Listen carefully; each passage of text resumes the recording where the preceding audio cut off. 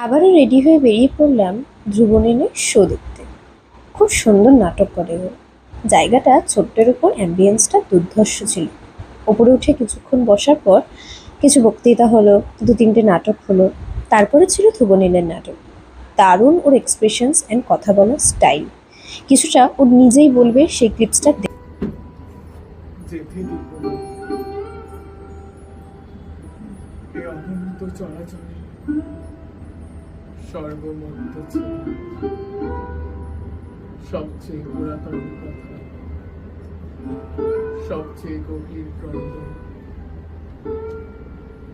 যেতে না হয়, তবু যেতে দিতে হয়। তবু চলে যায়।